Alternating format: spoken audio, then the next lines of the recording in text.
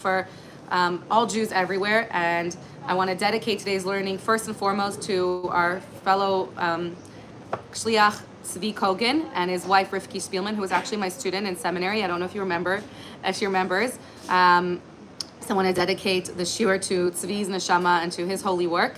Also, we've had a lot just going on in the war right now, and there's a few of my friends, brothers, and sons who have been injured, and we wanted to dive in to dedicate this year to their refuah shalema, to Noam Avram ben Atara Shlomit, Lev ben Oksana, Shira bat Chavalea, Eden bat Adina, and David Netanel ben Yala Ahuva. All of them should have a speedy refuah shalema. And it's been really meaningful to me, all the people reaching out to see how we're doing in the face of this tragedy and this the murder of our shliach Zvi Kogan. It was really shocking, and the timing of it is really shocking. And I didn't click until today that Rivky, my student Spielman, Tzvi's widow, she's the niece and nephew of Gabi and Rivky Holtzberg, who were murdered just 1 week. In 1 week, it will be 18 years on Rosh Chodesh Kislev, which was also crazy timing because it falls out on the week of the Kinos, the convention for all the men who travel to New York for the convention of Shluchim. So it was very I think we're all still because of what happened 18 years ago. It was kind of it was very shocking, and we're gonna not become down from it. We're gonna not let it bring us down. We're gonna let it inspire us to continue the mission of every one of us being a lamplighter and lighting the neshamos wherever we are and spreading their light even further. And rather than letting our enemies take us down, we're going to do the opposite and let this just add more and more and more light and prove our enemies wrong. And I didn't want to start with a sad note because this parsha is so powerful. Okay, so Toldos, very short recap. Yitzchak and Rivka, just like Sarah and Avram, are also childless for 20 years, and finally they get pregnant. Their tefillos are answered, and Rivka conceives, and she has a very difficult pregnancy, and she has the children struggling inside of her, and Hashem tells her she's going to have twins that are going to be opposites. They're going to struggle their whole life. One nation will prevail. When one is up, the other one is down. And then the younger will prevail over the older. Esav comes out first. He is a hunter, right? And then Yaakov comes out second. Rivka, it says Yitzchak favors Esav, and because he's blind, and Esav tricks him to thinking he's a good person, and even though he's hunting and he's a bad person. And Rivka loves Yaakov. One day, by the funeral in the Shiva of Avram Avinu, Esav is hungry from hunting, and he sells his birthright, the rights to being the firstborn, to Yaakov for a pot of lentil soup. I have a really good red lentil recipe I could send you all. It is the best recipe of soup. I make it all year, especially this week's Parsha. Then we have, again, history repeating itself. They go down, a famine leads them down to the land of the Plishtim and Gerar. Again, Yitzchak says, Rivka is my sister, not my wife. Then Avimelech spies on them and sees that they are laughing together. And he says, why did you lie to me? Why didn't you tell me she's your wife? You're clearly not siblings. And then we ask the question, what do you mean laughing? Siblings could laugh together. And we learned from this that they were actually having physical intimacy, which the euphemism for that was mitzachek, laughter, which is really nice. I think we mentioned this last week. And a big part of the Parsha is Yitzchak redigging wells that Avraham dug in his day, which were stuffed up, and then calling them by the same name as his father. We spoke last week about the significance of digging wells. There's a lot to that. And then Yitzchak is growing old. He's about to die, and he wants to give over the bracha. Now, this bracha is very significant. This is the power. Whoever gets this bracha will be stronger than the other, will outlast the other brother. This is the power, the legacy, the covenant. He's passing on the covenant that Hashem promised Avraham, who passed on to Yitzchak. This is the end of his days. He's transferring not just a blessing like I bless you, spiritual, powerful energy. And he wants to give it to Esav. Pshat says because he was tricked, but there's more chassidut into why he wanted to give it to Esav. But Rivka knows that this is a really catastrophic mistake, and while Esav goes out hunting, Yitzchak says, go hunt for me 2 deers, and when you come back, I'm going to give you the blessing. While he's out, Rivka quickly prepares 2 deers, dresses up Yaakov in the sheepskin of Esav, makes him smell and feel like Esav, and says, you go pretend you're Esav and steal the blessings from him. And that is what happens. Yitzchak he comes in, and Yitzchak says, you look and you smell and feel like Esav, but you sound like Yaakov. Nevertheless, he gives him the brachos, and when Esav comes out, he roars, and a mighty roar, and Yaakov flees. Rivka says, you better get out of here, your brother will kill you, and he runs away. This is really dramatic, intense material for a really good screenplay. I get the credit for this. He runs to Haran, back to where his mother's from. Remember, Rivka was found in Haran last week by the well by Eliezer. He was scouted there. Now he's going back to where she's from. She says, go to my brother Lavan. He's bad, but he's better than Esav, right? And over there, and Esav, that's what we're going to talk about next week. Esav marries 3 women, 2 before the brachais, 1 Machla, the daughter of Yishmael afterwards. End of scene, right? End of this episode. Now, we're going to focus on 2 stories, and until today, okay, so first we're going to focus on understanding what we mentioned last week, that we learned the perfect epitomal marriage of how to have a successful love, everlasting love from Yitzchak and Rivka, and now we're learning that that same couple, Rivka, is lying and tricking her husband. What do we learn from that? What are we supposed to take from that in like the message of how we learn about love and marriage from them? Why did she lie to him? Why would the Torah tell this to us? What do we learn from that? And why didn't she just do what Sarah did, tell Yitzchak he was wrong. Explain to him the situation. He was a reasonable person. He loved her. They had a great relationship. Explain, you're wrong about Esav. He's been lying to you all these years. He's a really bad guy. Do not give him the power. You don't want to do that. Yaakov is better. Sarah did the same thing. She told Avram, you're wrong. Yishmael is bad. You got to send him away. And he listened. So why did she have to do it in such a deceitful way? And really the question is, and why did the brachos, the power to Am Yisrael, our power to always be the larger brother, the more powerful brother, will end up serving the younger one, as we see time and time again. Why did that have to come about in such a deceitful way, in a way of such trickery? Why did there's so much a theme of trickery, by the way, so many recurring. This trickery theme comes over and over again. First, we have Avram and Yitzchak tricking Paro by lying about that their wife is their sister 3 times. Then we have this Rivka lying to tricking her husband. Yaakov tricking his father to get the blessings, right? What does that say about Kibbud Avim? Tricking your father who's dying to getting the blessings. Leah and Rachel tricked their husband Yaakov by switching the signs and tricking him under the chuppah. Then we have so much tricking. Lavan tricking Yaakov. What is the theme of this trickery? So on a side, a cool concept from the Zohar, a very powerful idea, is that we are fixing the first sin of the Chet Hadas came about through trickery, through the snake tricking Chava. And that brought about a mixture of good and evil in the world, that the Eitz Hadas Tov Ra, where good and evil were separate. It brought about this mixture of good and evil, and we're trying our whole lives, according to the Zohar, to rectify, to do tikkun of that original sin. Even the 3 mitzvahs of women were to fix, that were given to women, were specifically given to rectify the 3 things that Chava did wrong. There's a lot of fixing in Kabbalah and the Zohar. Now, this part of the tikkun is fixing something in the way that it was, in the same manner that it was messed up in the first place. So negative trickery was how the mixture of bad and good, evil came in the world. We fixed that by bringing good through trickery. So now we're using trickery for bringing out positive things. That's one level, but even deeper than that, there's this really cool, wanted to share this Kabbalistic teaching, that we see that when a jar is twisted, you want to bring me your cap, your bottle to demonstrate? When a jar is twisted, to undo, let's say you close a jar, now it's to undo it, you have to twist it in doing the same thing but in the opposite direction. So when something is twisted one way, when it was twisted trickery in the negative direction, we're going to undo the negativity by using trickery in the opposite direction to bring about the reverse. So that's a very common theme in Kabbalah, like a diamond can only be cut with another diamond, and the venom of the snake is actually cured by healed through the venom of the snake itself. It's a very deep, mystical, Kabbalistic idea. That was just an idea of why trickery is used in general. But here we want to know, why did Rivka specifically trick her husband, not just tell him straight up and then get the brachos in a more honest way and teach her son this trickery.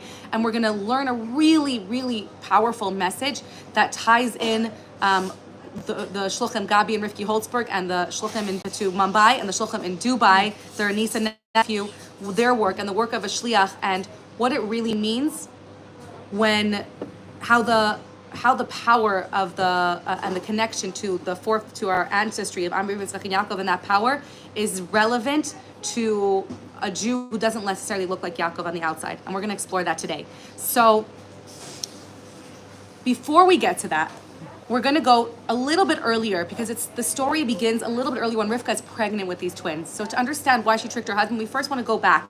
When Rivka is pregnant with twins, we have a beautiful teaching of Chassidut that tells us, let's read the verse. Bereshis Chafei, the second source, Pasuk Chav Beis, Parak Chafei, Pasuk Chav Beis. Vayisrotzetzu habanim b'kibra. Rivka is pregnant and the children are struggling inside of her. Vatomer, and what does she say? Im kain, if so, Lama zanochi. Why is this me? Why is this happening to me? And she went to demand of God. And what she was expressing was, we learned, the commentaries say, why was she so confused? First of all, like, she didn't know there was twins, so she just sees pulling in every direction. She said, what is happening? I see that they're struggling with each other inside of me. What is going on? She was just like, take this thing out of me. Why was I praying for this for so long and only for this to happen? And the commentaries, the Medrash tells us that when she would pass a base Medrash, her stomach would kick, and then she would pass a place of idol worship and her stomach would be kicking to come out, and she would say, what is happening? Is it like what? And when the next pasuk says, "Vayomer Hashem lan," Hashem said to her through Ruach HaKodesh, through asking the tzaddik Shem, "Shnei gom bebitnech." There's two nations in your stomach, u'shnei le'umim me'ayach, and two nations in your insides. Yiparedu will separate u'um le'umi ametz. When one is up and the other one is down, which is a prophecy that whenever we are doing the right thing, we are on the top. And whenever we're not, Hashem lets the other side prevail in order to bring us back to teshuvah, to bring us back. For Rav, and then he ends up with these powerful words that this year I'm going to focus on, that I had this like really beautiful message that came to me from these words. For Rav Ya'avot Sa'ir, and the larger one will serve the younger one, the smaller one, the younger son. Now, what does this mean to us? Great, it's a cool story. Rivka had a hard pregnancy, then she gave birth, and then it says, and she yimulu. Then after she heard this, she felt better. She filled the rest of her pregnancy, and she gave birth to twins, and the prophecy came true. We learn in Chassidut and Kabbalah that this message, Kabbalah means parallel. This is a parallel story that happens inside every one of you and every one of us. Every single Jewish person is Rivka Imeinu, pregnant with twins. Whether you're male or female, you are Rivka, impregnated with twins. And what does that mean? This is the first soon we're going to have Yitzhak Kislev, where we're going to start the Tanya cycle anew, because it's the day that the Alter Rebbe that wrote the Tanya came freed from prison. He says, before you understand anything of the inner world, you first need to know the first chapter of Tanya leads to this premise, that you are Rivka Imeinu, pregnant with twins, that you have two souls inside of you. You are impregnated with two meme'ayach. In your insides is two souls. You have a godly soul, you have the yaakov soul, the neshama, the part of you that wants to do the right thing all the time. But even the bigger soul that takes up more of our life is the Esav inside of me. You also have inside of you an animal soul, a nefesh bahami, that just wants to do what feels good, be lazy and do nothing all day, or go on my phone and eat good food and stay in my bed and pursue materialistic things, have nice things and have a great life. And when Rivka didn't know this, she had conflict. When Rivka didn't realize, she said, what is happening to me? Lama zanochi? And this is the question every one of us have. If we don't know that we're pregnant with twins, we go through life saying, Lama zanochi? Why is this me? And our struggles, and the answer to all our struggles is first knowing that you are pregnant with twins, knowing that you house inside of you two opposite nations. And by knowing this, by the awareness of knowing this, everything becomes more clear. And now I can have that clarity to know what I need to do in life. But before you know that, what the problem is that if I just had an animal soul even, I would be better off. Because if I could just enjoy my pleasurable life, do things that feel good, have a materialistically fulfilling life, and be happy, that'll be great. The problem is that even when I am pursuing materialistic things, there's another part of me that feels empty and void and bad and guilty and ashamed and like bad about myself, right? I wake up, I'm like, I'm so ashamed. I just binged 4 hours on my phone and watched whatever, and now I don't enjoy it. I feel sick and bad about myself, so I can't enjoy it. And then if I'm holy and coming and teaching a shur and I'm like doing the right thing, and then a part of me feels like I'm an imposter syndrome. Like, am I lying? Like, if only you guys knew what my head was filled with the rest of the time. You think, like, people ask me, I remember Rini always says, like,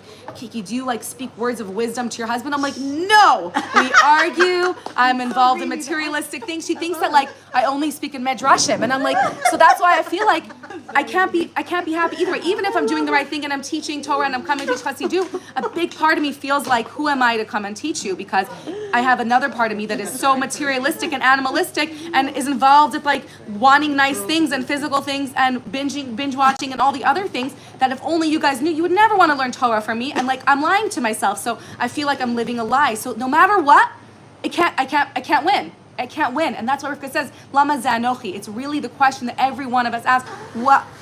Why is this me? Why did you create me this way? And this is a question someone came to the Rebbe after learning Tanya. The crazy part is that there's no solution.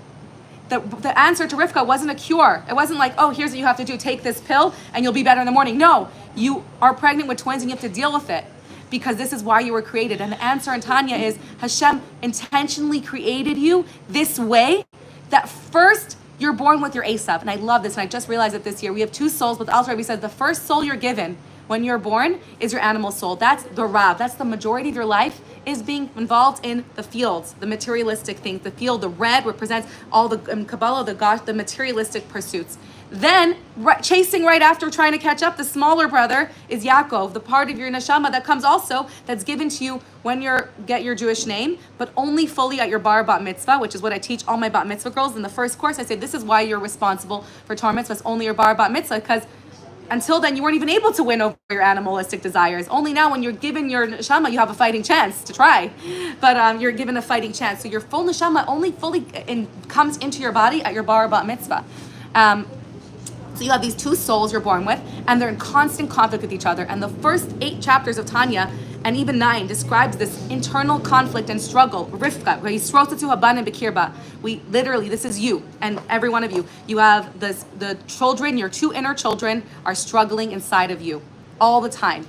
And if you when you don't pay attention to it, you just feel frustrated. But if you would tune in, you would see that from the minute you wake up, you have this struggle of 2 little inner children. One inner child wants to stay in bed. The other inner child is like, let me wake up so that I'm not rushed and don't yell at my kids to get out the door because I woke up late, right?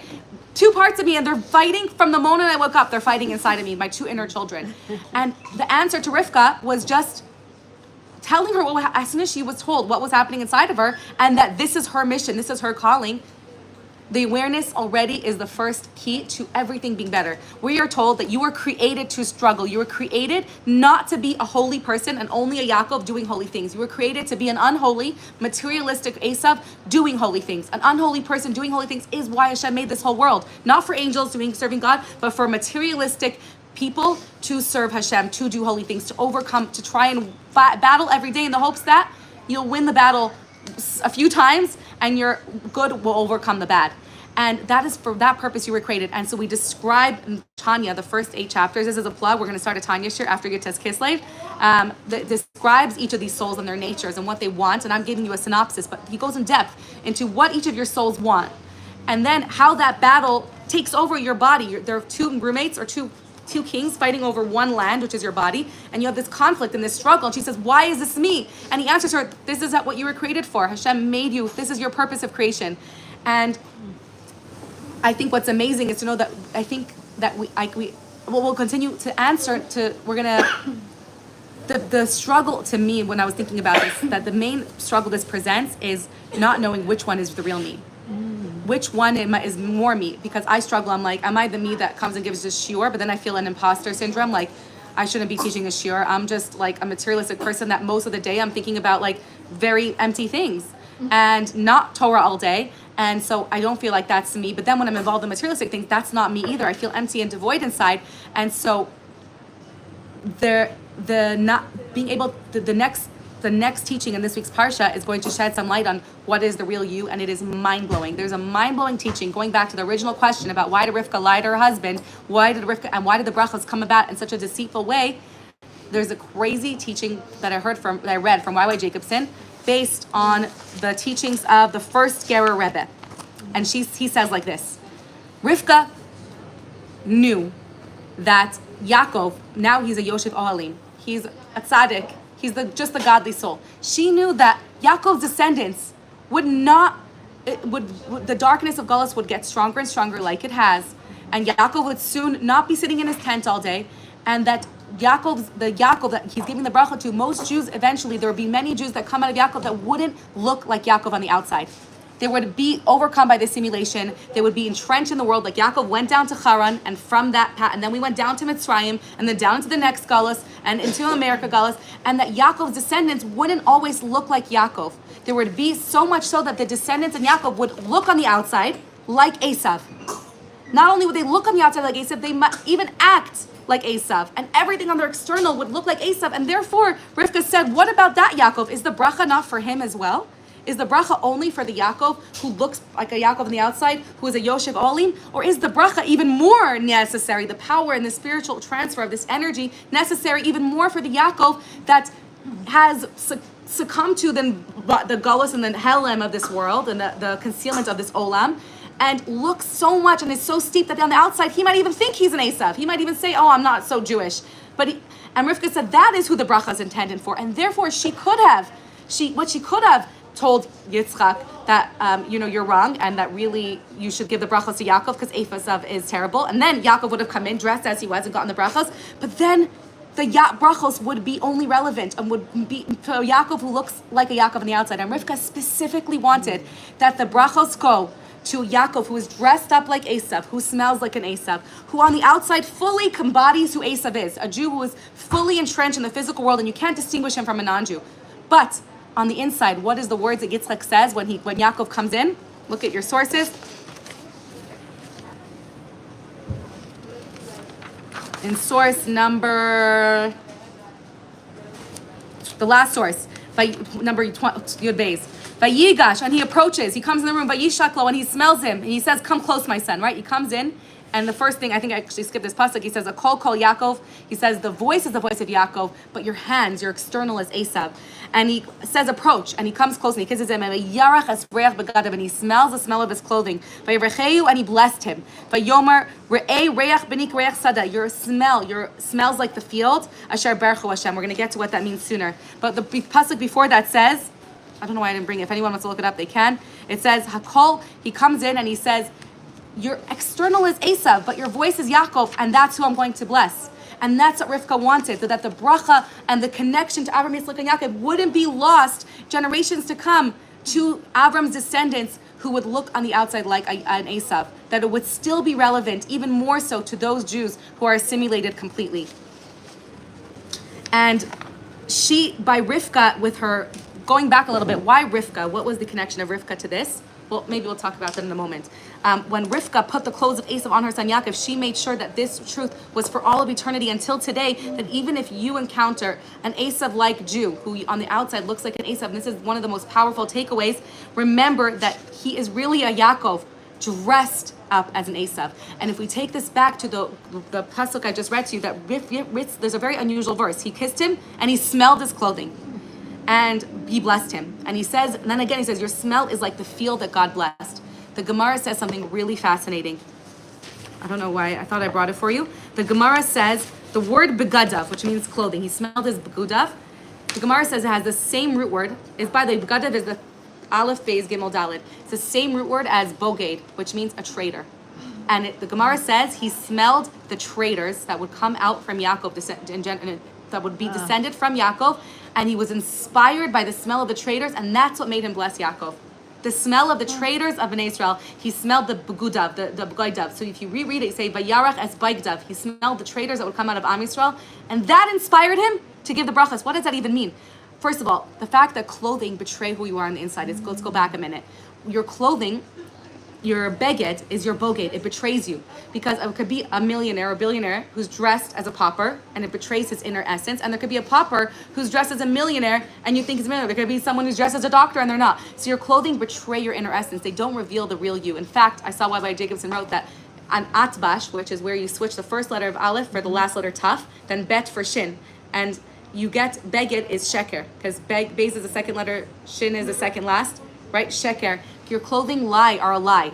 And this is going back now to answer the original question where we said, which is the real you? There's the Esav part of you that might feel like it's really you because your nefesh bahamis, your animalistic tendencies, your animal drive is the Rav. The Rav Yav is the majority of your life. It came out first. It's the primal part of my life. In most of my life, I am an Esav. So I might feel, and often I feel like that's the real me, and this is the fake me. But that's the external part. That's the outer part of me. The Kol Yaakov is in the inside. What is deeper? What's the more essential you? The Kol Yaakov. The voice that's beneath that, the Yaakov voice inside of you, that's the real you, even though it's Sa'ir, even though it's younger and maybe smaller. We're a smaller nation.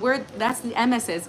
And that's the truth of who you are. And when you know this story, I feel like completes the first story of Rivka not knowing what's happening inside of me. When you know that although Esav is stronger and bigger and mightier, and the nations that came from Esav are much bigger, the Rav Ya'avot Sa'ir, the larger, will be subservient to the younger one, will be able to be, because that's where the MS is. That the external is not MS. It's not who you really are. He says, come closer. Oh, I see that this is your external. But and now let's go back to the story of Yitzchak smelling the traitors. Why would that inspire him? So I think the Medrash relates this story of the traitor of Yosef Meshisa. It's a Hanukkah story because we're about to enter Kislev. I've shared this before. It's a really powerful story about a Jew who was the ultimate Jewish traitor. He led the Romans into the while thousands of Jews were being massacred and killed in cold blood. He was taking the Romans into the Beis Hamikdash and touring them because they didn't know where anything was. And they said, "You show us the way." And he completely betrayed his people. And what did they say to him? They said, "We're so grateful to you for showing us around. You could take anything you want from the Beis Hamikdash and keep it." So he said, "I'll take the most beautiful thing, the menorah." It's the traitor, the Jewish traitor, Yosef Meshisa, Yosef the traitor. And he was leaving. He left the Beis Hamikdash with a menorah. The Romans stopped him and said, "Take anything but that. That is, you're a simple person. You can't take something so important, the most important piece in the Beis Hamikdash. Take anything else." And he said, "I betrayed my God once. You want me to betray my God again? I won't go back in." And the Romans were so angry that they tortured. I don't want to say what they did. They put him on a table. They nailed into him until his soul left his body, and he called out with his last breath, woe is to me that I betrayed my Creator." And it says in the Gemara that this is who Yitzchak was inspired to. This is what Yitzchak saw this, that even the Jew who's on the outside, complete Esav, but deep down the call is still Yaakov. That was so inspiring to him that no matter what a Jew looks like, his voice of Yaakov is always there. The flame of Yaakov never dies. No matter what he may be doing, not only his clothing, but his actions. No matter what external actions or choices he's made, deep down his his voice comes out and is reawakened. He said, that is who I'm going to give the bracha to the nation, that their voice is so powerful that it overcomes no matter what is happening on the outside. There's another, I heard Rabbi Jacobson say another story about he's saying, if you think he said, what awakened him suddenly? Exposing, and that's really our message to us. What awakened suddenly his Jewish neshama, his kol Yaakov, that would overpower the external Esav that was so big in his life, was exposure to Olikus. He was exposed to the Beis Hamikdash. He saw the kedusha and suddenly awakened his Yaakov, and he remembered who he was. And Rabbi said, don't think it's just the Beis Hamikdash. It's even a shul. And he shared another story in 1913 of a German who was ready on his way, was going to convert, and he said, "I'm going to spend my last Yom Kippur as a Jew." And he walked into a regular shul in Berlin, and he walked out of Baal Tshuva, and he sent a message to his cousin who was going to sponsor his conversion and say, "I've decided to remain a Jew." Just being exposed for one Yom Kippur to go to his essence was enough to reawaken that neshama, the kol Yaakov, to overpower.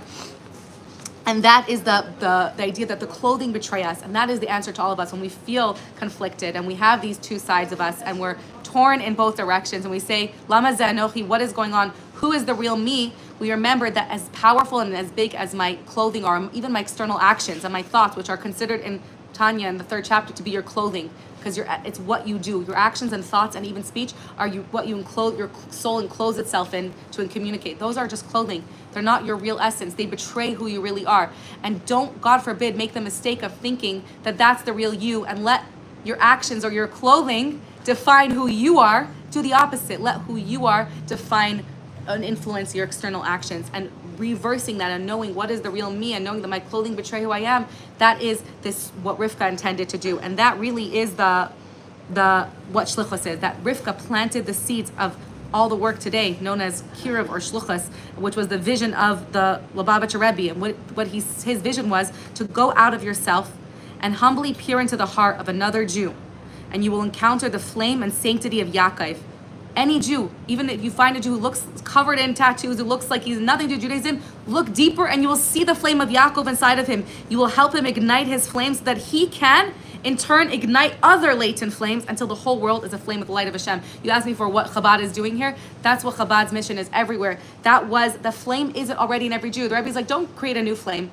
Find the flame that is there. My husband just shared with me a story that he was in his brother's Chabad house in California, and a Jew came in covered in tattoos. My husband went up over him talking to him, and the Jew agreed to learn with him, and they learned together for some time. And later, this man told my husband, you know why I agreed to learn with you, even though other people have asked me? Because most people judge me for how I look. They think I'm going to be one way based on how I look. And you completely disregarded that, and all you saw is that I'm a Jew and would want to learn. And because of the way you looked at me, and you completely didn't even pay attention to the external, you saw what was inside, it made me feel like I want to learn with you. And this is such a powerful message, and this is what the job of Shluchim is everywhere. This is what the message that we can take away from the murder of Rabbi Zvi Kogan and the work of his wife. And I thought it was so eerie that both Rivky Holtzberg in Mumbai and this Shlucha in Dubai, her name is Rivka, And they're reflecting that message that Rivka instilled. That Rivka Imeinu, she's the one who planted the seeds of this message, that you can go out and no matter what a Jew looks like on the inside, that's who the brachas are relevant to a Jew who's Esav on the outside, specifically. That the brachas should go to a Yaakov who has to dress himself up as Esav to plant that seed. And Rivka started this, and Rivka's and other shluchais and are continuing this everywhere. And what's amazing, and I was going to go on to this, is explain that it gets even deeper.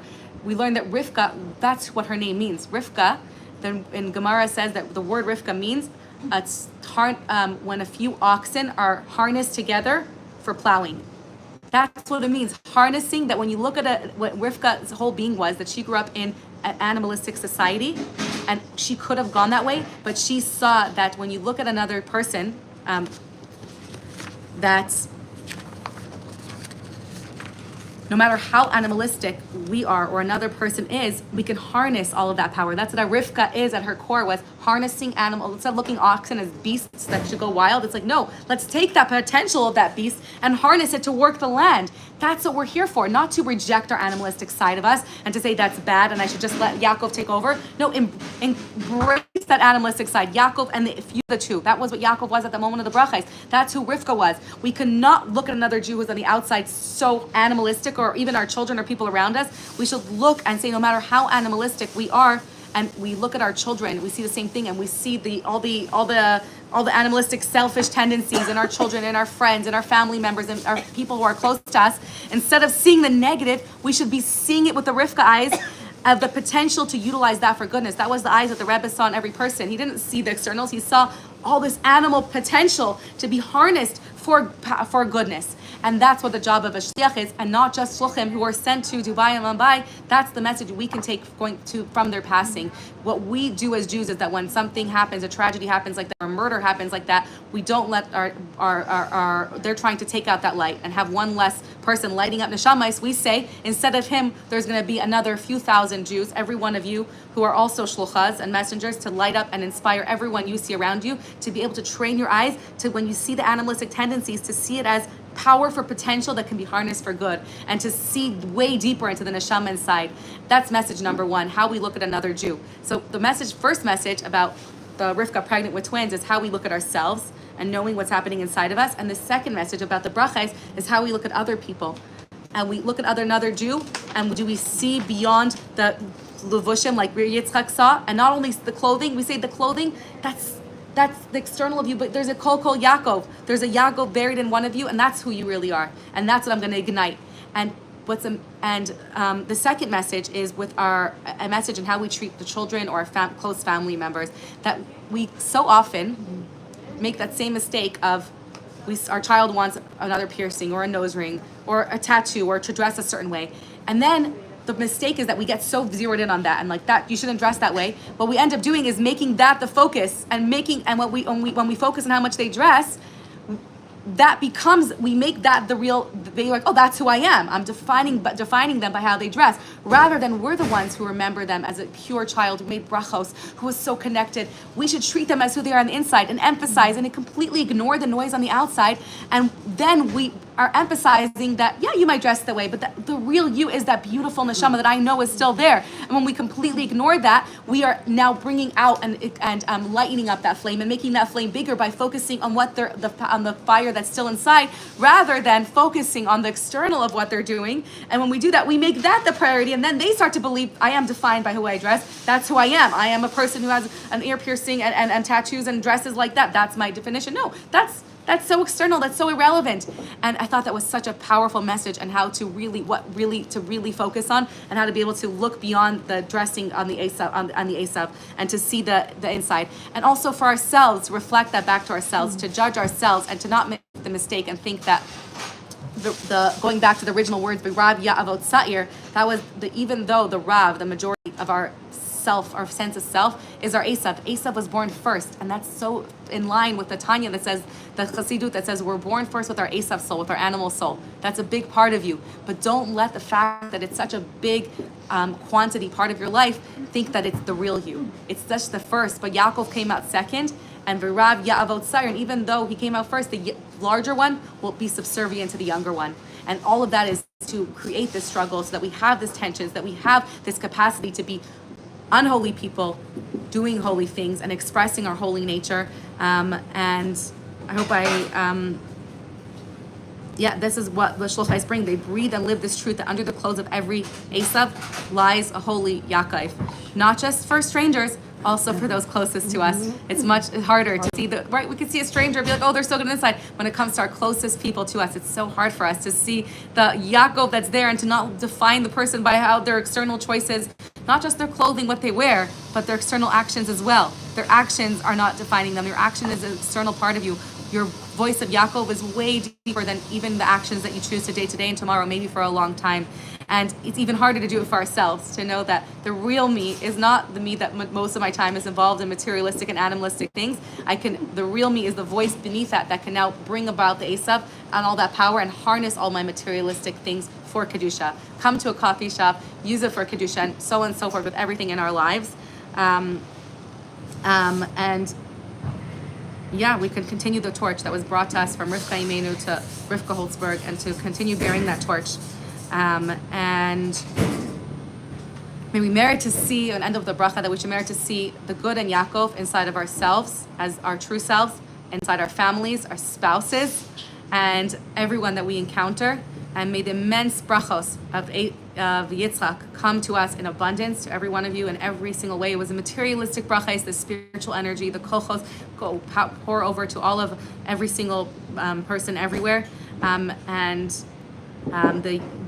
time when the potential and greatness that's trapped in the Esav, that's trapped in the animalistic tendencies, be redeemed and revealed and harnessed for Kedusha. Thank you so much for joining. Share this with your friends. Thank you. Leave a comment. It actually helps whenever you leave a comment or write something like you always do. It helps more people. The algorithm then shows it to more people, and then more people can be inspired.